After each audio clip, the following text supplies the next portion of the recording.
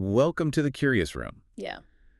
You are just sitting on your couch. It is late in the evening. Right. Maybe you are finally winding down after an exhausting week. Yeah, exactly. You just want to breathe. And then your phone lights up. Oh, the dreaded late night text. Seriously, the worst. It is a text from a friend or maybe a coworker. You read it, and they are asking for a favor. Just a small favor, usually. Right.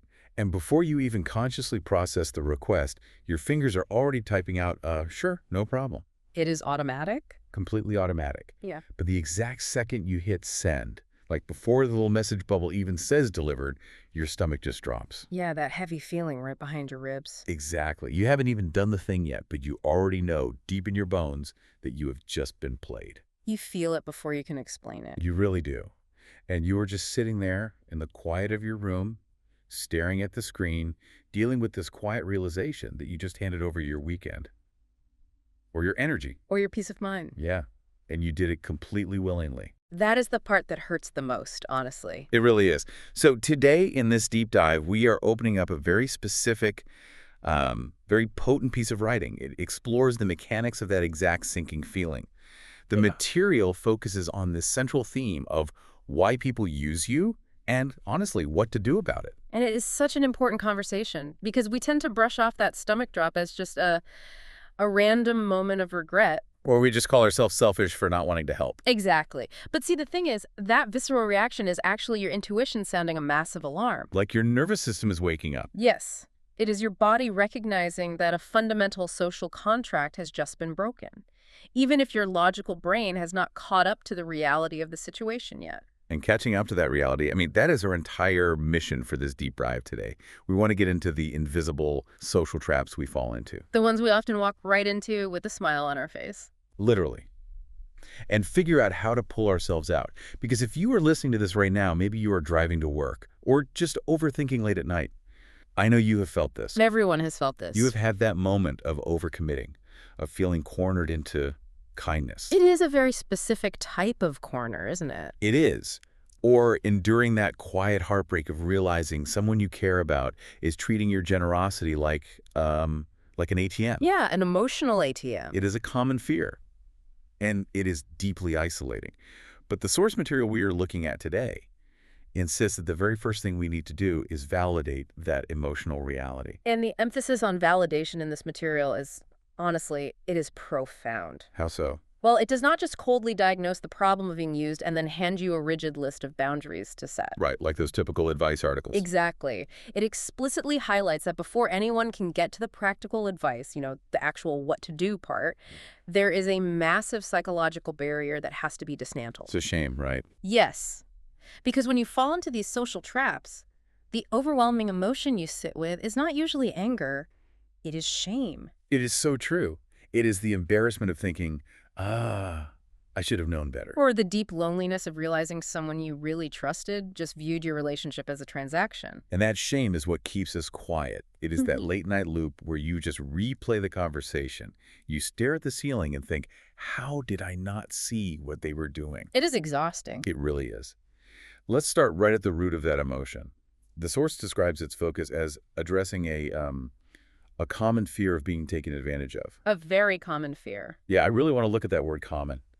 Why does this feel so universal? Like, why does it feel like no matter how smart you are or how many boundaries you think you have built, this particular anxiety is always just lurking in the background? Meaning, why are we all so vulnerable to it? Exactly. Well, to understand why it is so common, we have to look at the foundational wiring of human psychology. Think about it. We are fundamentally social creatures. We need each other to survive. Exactly. We survive through cooperation. If we strip away the modern world, the smartphones, the coffee shops, and look at the raw mechanics of survival, we see a species that relies entirely on group cohesion. Right. We share food, we protect each other. We divide the labor. But for any cooperative system to function, it requires an underlying architecture of trust. So if I give up my time to help you today, I have to trust that you will be there for me tomorrow. Yes. It is the ultimate social safety net. And if that net breaks, you just fall. And that is exactly why it hurts so much. So when someone takes advantage of you, they are doing a lot more than just, wasting your Tuesday afternoon. Right, it feels much heavier than just losing a couple of hours. Because on a deep level, they are triggering a stress response tied to your psychological safety. They are signaling that the cooperative system you rely on is broken. Oh, wow. So it is not just about the favor. It is about feeling safe in the world. Exactly. That is why the fear of being used feels so intense. It is the sudden, jarring realization that the person across from you does not view you as a mutual partner. They just view you as a resource. Yes, a resource to be consumed. And when you are treated as a resource, your brain registers that as a threat to your stability. Treating someone as a resource, that really reframes a lot of everyday interactions for me. Because it is usually the subtle things, right? Yeah, because we aren't usually talking about massive dramatic movie betrayals here. Yeah, rarely. We're talking about the coworker who constantly just casually asks you to put your eyes on this presentation real quick. And suddenly you are basically doing their job. For the third time this month. Yeah. Or the friend who only ever reaches out when their life is falling apart. They need hours of emotional support. Yeah. But when you go through a hard time and you just need a shoulder, they are suddenly completely unreachable. Ghosted. And we have to look at the cumulative toll those little interactions take on your internal world. It adds up. It really does. The material points out that living with this fear actively changes your behavior. It changes your entire posture toward the world. Meaning you stop trusting people. Right. When you are burned enough times, you stop taking things at face value. Someone gives you a compliment, and instead of just feeling good about it, your brain immediately goes to a heightened state of alertness. You start running the math. Like, what do they want from me? What is the setup here? Exactly. You start scanning the environment. You develop this hypervigilance. And I think, honestly, you become hesitant to offer genuine, spontaneous help. Because you are afraid of setting a precedent. Right. You think, if I help them move this weekend, am I painting a target on my back as the person who always says yes? The reliable one who can be used. And then, even if nothing bad happens, you end up harboring this quiet resentment. You do the favor, but you do it with gritted teeth. You feel annoyed that they even asked. Which is the real tragedy here. The fear of being used slowly erodes your capacity for open connection. It makes you rigid. It drains all the warmth out of your relationships. Because you're always playing defense. But let me introduce a slightly different angle on this. Because the word fear feels very active to me. How so? Like fear is a spiked heart rate. Fear is running away. But when I think about these situations in real life, it doesn't always start as a loud fear. It is quieter. Much quieter. Yeah. It usually starts as a creeping suspicion. It is a tiny whisper in the back of your mind that says, something about this interaction feels slightly off. And then it builds. Right. It slowly calcifies into resentment. That is a critical distinction. The threat rarely announces itself clearly. It is so subtle, which is exactly why we often ignore that initial gut feeling. I keep thinking about this specific analogy for what it feels like to live with this vulnerability. Let's hear it. Imagine living in a house, and you know for a fact that the front door does not lock properly. Okay. That sounds stressful already. Right. Now, most of the time, your neighbors are lovely, the street is quiet, absolutely nothing bad happens. So you are safe, practically speaking. Practically, yes. And you desperately want to trust your neighborhood. You want to believe people are good. But that lingering background knowledge that your door is effectively unlocked. It changes everything. It fundamentally changes how you sleep at night. It changes how you react when you hear a branch snap outside. You are just waiting for it. Yes, you are existing in a constant state of low-grade anxiety, waiting for the inevitable moment when someone decides to just turn the handle and walk right in. That captures the psychological exhaustion perfectly, because the primary issue is not even the eventual intruder. What is it then? The primary issue is the sheer amount of energy you waste constantly guarding the door. Oh, wow. Yeah. If your baseline state is worrying about whether your inherent generosity is going to be weaponized against you, you are depleting your own reserves. You're spending all your bandwidth just anticipating the trap. And so you cannot fully relax. You cannot be present. That low-grade anxiety is exactly what the source is targeting. And if that unlocked door anxiety is the symptom we are dealing with, the material points a massive spotlight directly at the mechanism causing it.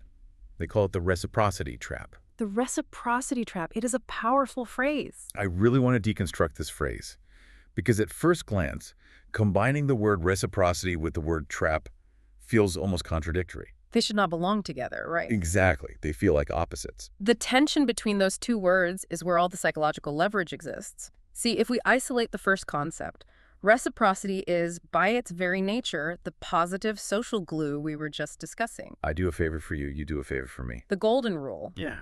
Behavioral psychology recognizes reciprocity as a deeply ingrained shortcut. Meaning it helps us function without writing a contract for every little thing. Yes, it allows massive human societies to function smoothly. We are instinctually wired to feel a sense of indebtedness when someone does something beneficial for us. It is that very natural human feeling of, oh, you covered my shift last week, I will absolutely cover yours next month. Or someone buys you a coffee and you immediately think, I forgot the next round. It feels fair. It brings balance. It creates harmony.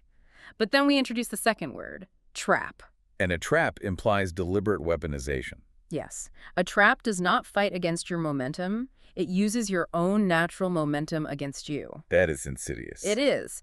So the reciprocity trap is the phenomenon where someone utilizes your completely healthy instinct to return a favor, but they do it in order to extract a vastly disproportionate amount of value from you. They use your goodness as the bait. Exactly. Let's make this incredibly tangible for the listener, because the moment you grasp the architecture of this trap, you start seeing it play out everywhere. From your office to your family dinners. Yes.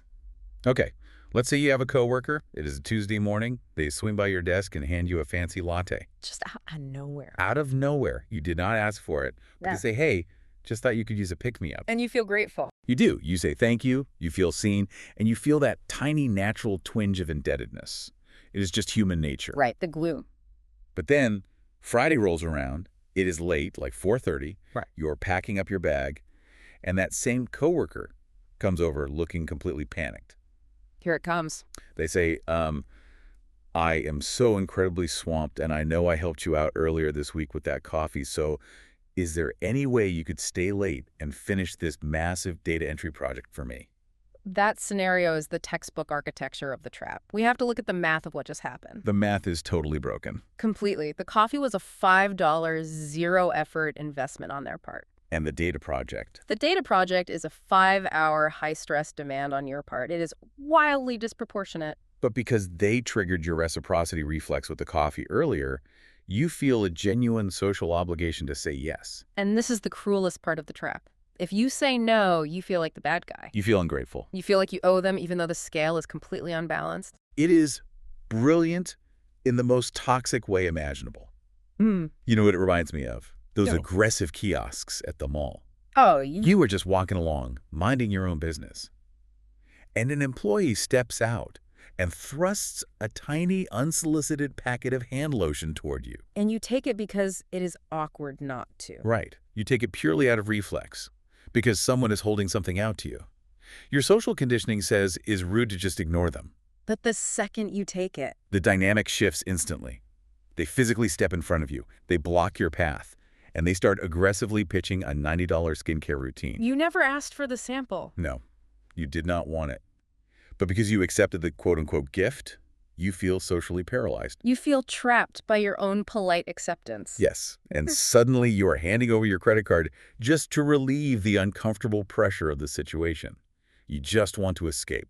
And the mall kiosk relies on the exact same psychological vulnerability as the coworker in your scenario. The trapper is relying entirely on the fact that you will be too uncomfortable to just drop the sample on the floor and walk away. They're leveraging your social conditioning. They know your desire to avoid social friction is stronger than your desire to protect your time or your wallet. Which brings up a really thorny question. And one I think a lot of people struggle with when evaluating their own relationships. What is that? Does the person setting the trap always know they are doing it? Like the person at the mall kiosk definitely knows. That is their explicit sales strategy. Right. It is a script. But when we look at our personal lives, Mm-hmm. our friends, our parents, our partners, can people weaponize reciprocity accidentally? That nuance is absolutely crucial because if we don't understand that, we risk becoming completely cynical and writing everyone off. We would just trust no one. Exactly. The reality is that people absolutely can, and frequently do, weaponize reciprocity without a conscious, malicious plan. We can generally categorize this behavior into two distinct types. Okay, let's pull those apart. We have the calculating users and the opportunistic users. Let's start with the calculating user. What does that look like in practice? The calculating user operates with clear intent.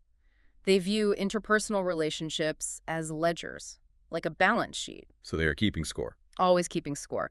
They will strategically deploy small favors, compliments, or gifts specifically to bank social capital. Meaning they're depositing pennies into an emotional bank account, fully intending to cash out later for a massive return. They are the emotional equivalent of a loan shark. Give you a little bit of help up front, but the hidden interest rate they plan to charge you on that help is astronomical. I think everyone listening can immediately picture someone who fits that description. It is usually pretty obvious in hindsight. It is the person who offers to help you carry a few boxes when you move. And you can practically see the gears turning in their head. They're calculating exactly what they're going to demand from you 6 months down the line. And they ensure you know they did you a favor. Oh yeah, they bring it up casually in conversation all the time, just to keep the debt fresh in your mind. Exactly. They curate dependency. But then you have a much more common and often more painful category. The opportunistic users. Yes. These individuals are not sitting in a dark room scheming about how to exploit your generosity. They aren't evil masterminds. No. Often they are just people who have incredibly poor boundaries themselves, or people who have learned through their own messy life experiences that inducing guilt is the most effective way to ensure their needs are met. So they are not necessarily bad people. They are just using bad tools to get their needs met. Right. They might genuinely do a nice thing for you on a Tuesday just to be nice. But then what happens? Later, when they find themselves feeling stressed or anxious about a situation, they instinctively reach for that past favor as a tool to guarantee your compliance. They are drowning, and they are grabbing whatever leverage they can find to pull themselves up. Even if it means pulling you under. They might say, well, I was there for you when your car broke down last year. Not because they plan to use it as leverage from the start. No, but because in their current moment of panic, it is the most convenient weapon available to make sure you don't say no. And honestly, that makes the reality of the situation so much messier and harder to navigate. It really does. Because if you are dealing with a true manipulator, it is relatively easy to justify cutting them off. You see the manipulation, you get angry, and you walk away. You close the door. Right. But if the person deploying the trap is your mother or your childhood best friend, who's just unconsciously grabbing for leverage because they're anxious, it feels incredibly complicated to address. It is deeply complicated emotionally, but here is the profound, anchoring insight that the source material drives home. What is it? Regardless of whether the trap was set with cold, calculated intention or out of messy, anxious opportunism, the result for you, the person caught in the trap, is exactly the same. The impact on your life does not change based on their intent. The damage is done either way. And what exactly is that damage? Like, what is the actual structural cost of continuously falling into these traps? The cost is exactly what the subtitle of the source material addresses: a catastrophic loss of your personal agency. This is where the entire conversation pivots, because the material connects this very relatable everyday frustration directly to this massive concept of losing and reclaiming agency. It is the core of the issue. It can sound a bit abstract, so let's really define our terms here. What do we actually mean when we talk about personal agency in the context of these daily interactions?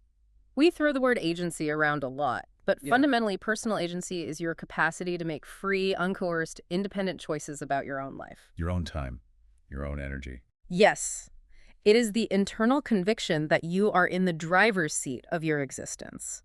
When you have agency intact, your actions align with your own values and your own realistic assessment of your capacity. Meaning you do things because you choose to, not because you were forced to. Exactly. I love that driver's seat analogy.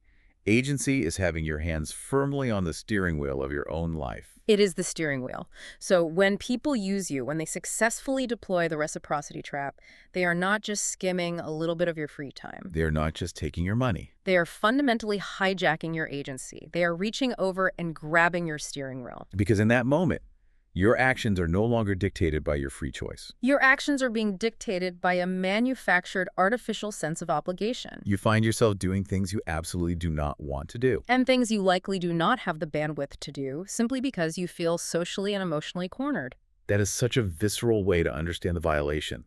They are hijacking your ability to say no. They engineer a dynamic where saying no feels so psychologically painful or so socially dangerous that your only perceived option is to surrender and say yes. So looking at the psychology of the user, why do people do this? Beyond the obvious immediate gain of getting a task done, what is the underlying payoff for the person hijacking your agency? The primary payoff is efficiency. Using someone is a shortcut through life's friction. A shortcut. Think about it. Imagine you have a massive, heavy boulder you need to move across a field. You could spend hours trying to push yourself, straining your muscle. Expending your own energy. Or you could cleverly trick someone else into pushing it for you by reminding them that you bought them lunch a week ago. Wow. For the user, hijacking your agency is a strategy to get their own needs met, their problems solved, or their emotions regulated without having to expend their own internal resources. They outsource their stress onto you. Using the heavy chain of social obligation to bind you to the task. It is emotional laziness. It is highly effective emotional laziness, yes. It is outsourcing the heavy lifting of life to whoever happens to be standing nearby with an unlocked door. But to really deconstruct this, we have to do something quite uncomfortable. Which is? We have to turn the mirror around and look at the vulnerability of the target. We have to ask, why do we let people use us? Oof. That is a tough question. Because as much as it feels like an external trap snapping shut on us, the hard truth is that it is often a trap we walk right into. We fully participate in our own capture. That is the part that stings. Yeah. Because it hits on the core of why this dynamic is so deeply painful to reflect on. We aren't just angry at the person who used us. We are profoundly frustrated with ourselves. We lie awake at night thinking, I saw the red flags, I knew what they were doing, why didn't I stop it? It is a terrible feeling. And I think for a lot of people, it comes down to how desperately we want to be perceived. We all carry this deep desire to be seen as the good person. Yes. We want to be the helpful colleague. We want to be the incredibly reliable friend who is always there. We want to be the dutiful daughter or the perfect son. Precisely. And let's be clear, those are beautiful, noble desires. The desire to be helpful is a good thing. Right. We don't want to lose that. The dysfunction arises when your desire to be seen as good by others completely overrides your commitment to your own well-being. The people who are most susceptible to the trap are often the most empathetic people in the room. Users have a finely tuned radar for this. They scan the environment for people whose entire core identity is wrapped up in being helpful and accommodating. Because if my entire sense of self-worth is predicated on being the person who never lets anyone down, then the user doesn't even have to push that hard. They don't have to threaten you aggressively. They just have to gently threaten my identity. If they merely hint that I might be acting selfish or ungrateful for not returning a favor, I will scramble to do whatever they want. No matter the cost to yourself. Just to prove to them and to myself that I am still a good person. You effectively become complicit in your own exploitation in order to protect your self-image. The user leverages your own morality against you as a weapon. They know you will drain your own battery down to zero before you ever risk looking like a bad friend. It is a profound vulnerability. It is dark, but it is undeniably true. But I want to pause and look closely at the phrasing the source uses in its subtitle. Reclaiming your personal agency. Yes, reclaiming. To reclaim something inherently means you possessed it, you lost it or had it taken away, and now you must embark on a process to take it back. It implies a journey. Right, a moment of awakening. But does that moment of realization, that aha moment when the fog clears and you see the trap for what it is, does that actually feel empowering? In the moment? No. Because, honestly, in my experience, the initial realization doesn't feel empowering in the slightest. It just feels deeply, acutely embarrassing. You are tapping into a profound psychological reality that most self-help advice completely glosses over. The immediate aftermath of realizing you have been used is rarely a triumphant fist-in-the-air moment. You don't feel like a warrior. Not at all. You usually experience a crushing, paralyzing wave of cognitive dissonance. Let's unpack cognitive dissonance for the listener, because understanding that mechanism explains so much of the pain here. How does that tension actually manifest in the brain? Cognitive dissonance is the severe mental discomfort we experience when we are forced to hold two contradictory beliefs in our mind at the exact same time. The brain hates that. The brain craves consistency, and when it encounters inconsistency, it panics. In the context of the reciprocity trap, belief A is your core identity. I am a smart, capable, self-respecting person who sees reality clearly. Okay. And belief B. Belief B is the new evidence you just encountered. I just let someone completely manipulate me into sacrificing my weekend because they brought me a donut. Those two realities are fundamentally incompatible. Exactly. They cannot peacefully coexist in your psyche. The friction between them is psychologically agonizing. So the brain desperately tries to resolve the tension. But how does it do that? Unfortunately, the easiest, most familiar emotion for the brain to generate in that moment of panic is shame. Instead of getting angry at the complex manipulation of the trapper, you turn inward. You feel foolish. You feel painfully naive. You play the scenario over and over, chanting, "I should have known better." The phrase, "I should have known better," is the universal anthem of anyone caught in a reciprocity trap. We brutally beat ourselves up for not seeing the invisible strings attached to the favor. We judge our past selves using the information we only gained in the present, We sit there feeling like we are uniquely stupid for falling for a trick. and that resulting shame is incredibly dangerous to your agency. Shame does not motivate. Shame makes us shrink. It makes us want to hide. If you are actively drowning in embarrassment over being used, you cannot effectively stand up and set a firm boundary. You are too busy attacking your own character to defend yourself against the person using you. Which brings us to the crucial pivot in the material. And what makes this source so uniquely effective? The text doesn't just leave you in the shame. It offers a very specific antidote. It explicitly states that it provides a combination of practical advice and validation. And the sequence of those two elements, validation paired with advice, is not accidental. It is arguably the most vital takeaway from this entire framework. We have to ask, why validation and advice? Why not just skip the feelings and give people a highly efficient 10-step action plan on how to say no? Because if you just throw practical advice at someone who is actively drowning in a shame spiral, it backfires completely. It doesn't land. Let me try an analogy here to illustrate why the sequence is so important. Go for it.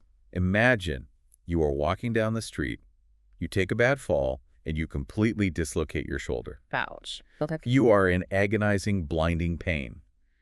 You manage to get to a doctor. If that doctor walks into the room, looks at your dangling arm, and immediately says, all right, here are 5 strength training exercises you need to do to stabilize that joint. Go pick up those heavy weights over there. You would think the doctor was insane. Right. You are in too much acute, immediate pain to even think about doing the exercises. The strength training exercises represent the practical advice. The exercises are absolutely correct. They are what will eventually fix the underlying problem and prevent the shoulder from dislocating again in the future. But they are entirely useless and actually harmful in the moment of trauma. Exactly. You can't lift weights with a dislocated shoulder. So the validation in this scenario is the painkiller and the act of resetting the joint. It is the doctor looking at you and saying, wow, that looks incredibly painful. It is totally normal that you are crying right now. We're going to pop this back into place, and I need you to know it's not your fault you tripped. You need the painkiller to stabilize the nervous system before you can even attempt the physical therapy. In the emotional context of being used, validation is the psychological painkiller. That analogy holds up perfectly. Validation removes the acute sting of the shame. When the source material tells you explicitly this is a common fear, and you fell into a trap that is evolutionarily designed to exploit human nature, It takes the heavy burden of blame off your shoulders. it is telling you that you are not uniquely foolish and you are not broken. You are simply human. You fell for a psychological trick that works on almost everyone, precisely because it targets our deepest desire to cooperate and belong. This highlights why advice without validation feels so alienating. It often just feels like victim blaming. If I go to a friend and confess that I feel like I'm being used at work, and they just coldly say, well, you should have just said no. Why did you say yes in the first place? Just set a boundary. Right, they aren't helping. They're just compounding my shame. They're making me feel stupid for failing to protect myself on top of feeling used. But we also have to look at the flip side. Validation without advice is also a trap, isn't it? It leads to stagnation. Yes, absolutely. If we swing too far the other way and only offer validation, if we just say, oh, you poor thing, they were so toxic, there's nothing you could do. We inadvertently create a different kind of trap. The target feels comforted, but they remain entirely powerless. They settle into a permanent victim mindset. To truly reclaim agency, you have to move from the painkiller to the physical therapy. You have to transition from the soothing realization of, it is understandable that this happened to me, to the empowering action of, here is exactly how I'm going to prevent it from ever happening again. Okay, so we are stabilized, we've taken the painkiller, the shame is clearing. Let's get into the physical therapy. The practical advice. Yes.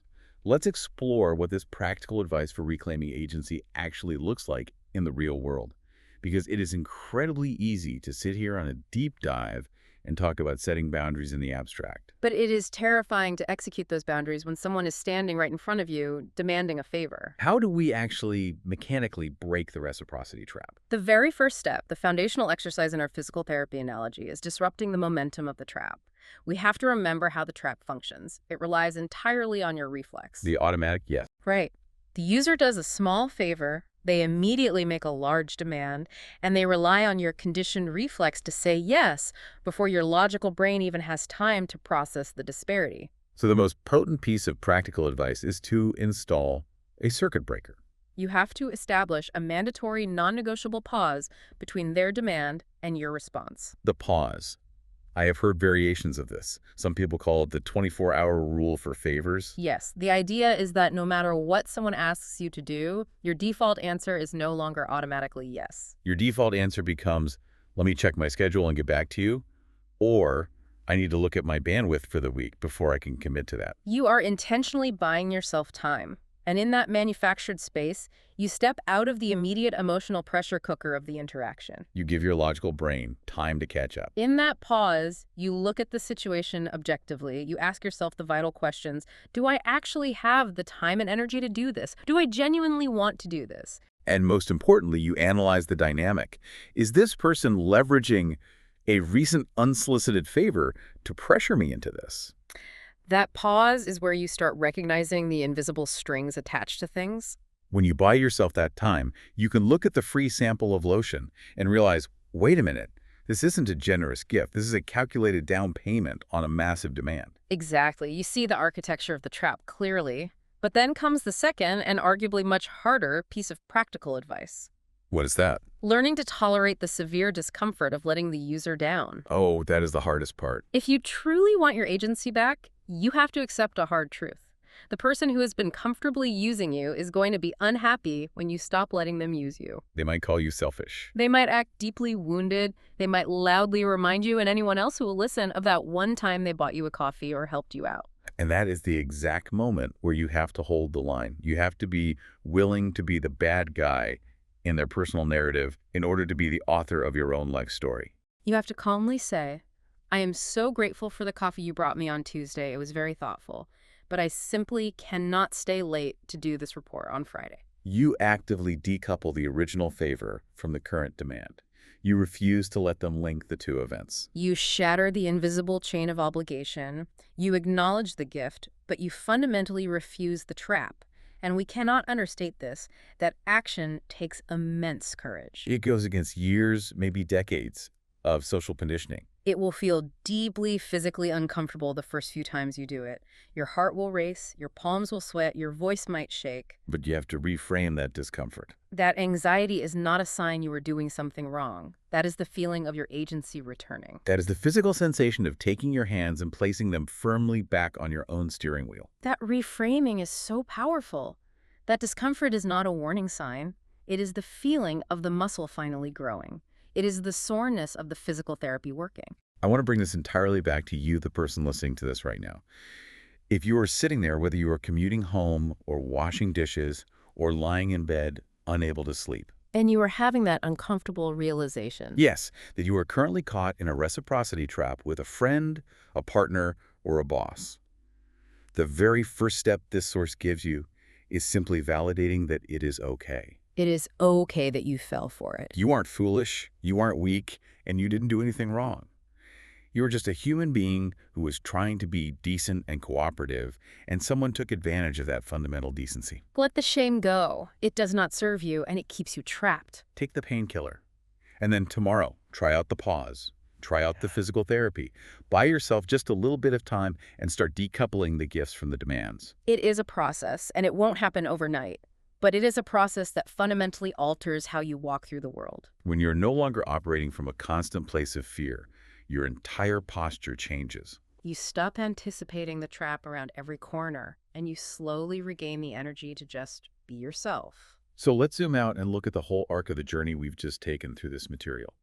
We started by looking at this incredibly common, almost universal fear of being taken advantage of. We realized it isn't just about the annoyance of doing chores, it is a primal evolutionary threat to our psychological safety. We then deconstructed the mechanics of the reciprocity trap, realizing how our own beautiful natural instincts for cooperation and politeness are weaponized against us. We explored how falling into that trap literally hijacks our personal agency, putting someone else behind the wheel of our lives. We looked at the cognitive dissonance and shame that keeps us frozen. And finally, we saw why the path out of the trap requires both the painkiller of validation to remove the paralyzing shame and the physical therapy of practical action. Like installing a mandatory pause to break the cycle of reflex. It represents a complete paradigm shift for how you conduct relationships. It is the journey of going from being a reactive, anxious participant in someone else's agenda to becoming a proactive, grounded protector of your own time and energy. It really is. It changes everything. But before we wrap up this deep dive, I want to leave everyone with a final provocative thought to chew on, something that builds on everything we've unpacked today to take with you into your week. The immediate goal is always to escape the trap and reclaim your agency. But here is the lingering, deeper question I encourage you to explore on your own. What is it? Once you finally break free from this fear of being used and you know how to protect yourself, how does it change the way you offer genuine help to others? Think about your own actions. Can you learn to give a gift or offer a favor completely freely without secretly keeping a ledger in your own mind once you know exactly how easily a gift can be weaponized into a trap? Can your reclaimed agency actually make you a purer, more genuinely generous person? That is the real challenge. That is a beautiful and incredibly challenging question. Because the ultimate victory isn't just building a fortress to protect yourself. It's protecting the purity of true human reciprocity. It is learning to give freely without the trap and without the expectation of leverage. Thank you all for joining us on this deep dive. Go out there, trust your intuition, embrace the discomfort of the pause, and most importantly, fiercely protect your agency. Keep your hands on your own steering wheel. We will catch you next time.